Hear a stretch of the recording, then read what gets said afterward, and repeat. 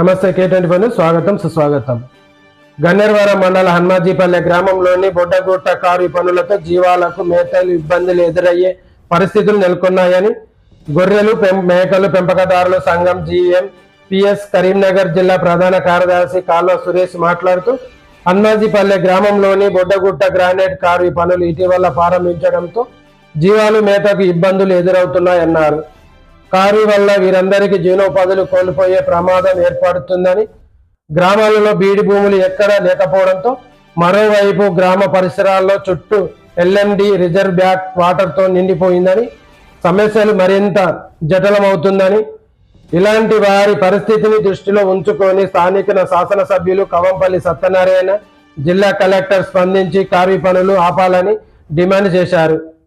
పనులు ఆపకపోతే సంఘం ఆధ్వర్యంలో పనులను ఆపేంత వరకు ఉద్యమం చేస్తామని హెచ్చరించారు. చూస్తుండని మరిన్ని అప్డేట్ కోసం K24 న్యూస్. కరీంనగర్ జిల్లా గన్నేరువరం మండలం హన్మాజీపల్లె గ్రామంలో దాదాపు ఒక 40 కుటుంబాలు గొర్రెల కాపర్ చేసుకుంటూ జీవనం సాగిస్తున్నారు. ఈ జీవనం సాగించేటువంటి ఈ గొర్రెల కాపర్ల నోళ్లలో మట్టి కొట్టే పరిస్థితులు తీసుకొచ్చారు. ఇవాళ ఈడ అక్రమ క్వారీలు నిర్వహిస్తున్నారు. ఈ క్వారీలు నిర్వహించడం ద్వారా గొర్రెల మేతకు చాలా ఇబ్బందులు ఎదురయ్యే పరిస్థితులు ఉన్నాయి. ఈ పరిస్థితులను దృష్టిలో ఉంచుకొని ప్రభుత్వం వారు కానీ, ఎమ్మెల్యే గారు కానీ, కలెక్టర్ కానీ దృష్టిలో ఉంచుకొని ఈ వెంటనే క్వారీని ఆపేయాలని చెప్పి కోరుకుంటున్నాం. ముఖ్యంగా ఆ బాంబుల శబ్దానికి జీవాలు కూడా ఇక్కడ ఈ చుట్టుపక్కల కూడా ఉండే పరిస్థితులు లేదు.